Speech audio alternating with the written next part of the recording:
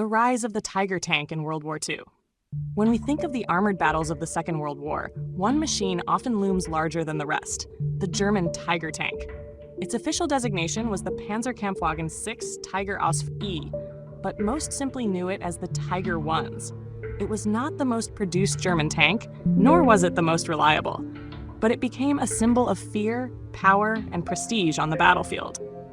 The story of the Tiger's rise is a tale of German desperation, engineering ambition, and the changing face of mechanized warfare.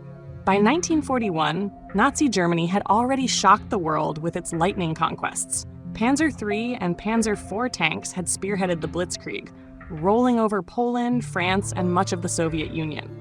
Yet when Germany invaded the USSR, they encountered an unpleasant surprise: the Soviet T-34 and KV-1 tanks.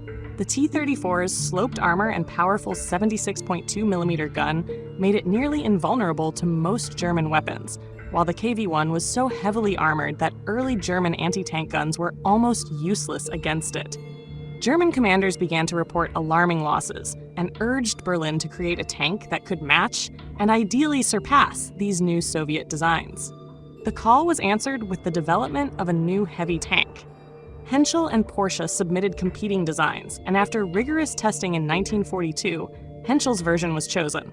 The result was the Tiger I, a 57-ton monster armed with the devastating 88mm K-Kevi-36 gun. This cannon, derived from Germany's already feared 88mm anti-aircraft gun, could destroy enemy tanks at ranges well beyond a mile.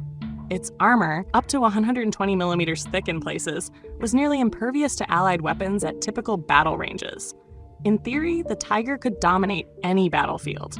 The Tiger made its debut in September 1942 near Leningrad. Its first actions were clumsy. Many were lost to mechanical breakdowns rather than enemy fire. But as crews learned to handle it, the tank's reputation began to grow. By 1943, the Tiger was a fixture on the Eastern Front and in North Africa. Wherever it appeared, Allied troops quickly learned to fear it. Stories spread of single Tigers holding off entire battalions. Some of these accounts were exaggerated, but many were rooted in truth. The Tiger's psychological impact cannot be overstated. Soviet tank crews knew that at long ranges, their shells often bounced harmlessly off its armor. British and American forces, encountering Tigers in Tunisia and later in Normandy, had to bring in special weapons like the British 17-pounder gun to stand a chance. The Tiger quickly became a symbol of German military might, a propaganda tool as much as a weapon. But the Tiger's rise also revealed the limits of German strategy. While it was fearsome, it was also incredibly expensive and complicated to produce. Each Tiger cost the equivalent of several Panzer IVs, and by the end of the war, only about 1,350 were built. Compare that to tens of thousands of T-34s and Shermans rolling out of Soviet and American factories, and the imbalance becomes clear. The Tiger was a masterpiece of engineering, but it was over-engineered, demanding rare metals, skilled labor, and enormous resources Germany could ill afford as the war dragged on. Its mechanical reliability was also questionable. The Tiger's heavy weight strained its engine and transmission, leading to frequent breakdowns. In muddy or snowy terrain, it could become stuck. Recovery was difficult as few vehicles were powerful enough to tow it. Crews often had to destroy their own tanks to prevent capture if they became immobilized.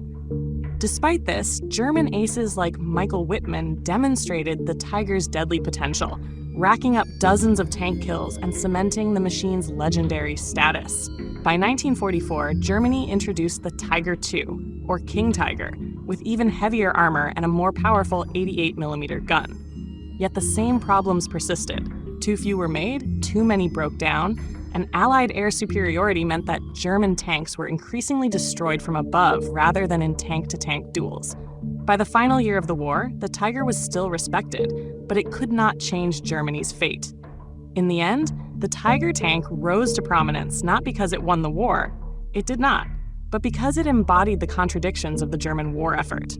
It was powerful but impractical, innovative but unsustainable, terrifying in reputation but ultimately outproduced and outmaneuvered. Its legacy has lasted far longer than its battlefield presence. Even today, the Tiger tank remains one of the most iconic armored vehicles in history. symbolizing both the heights of engineering ambition and the limits of technological overreach in war.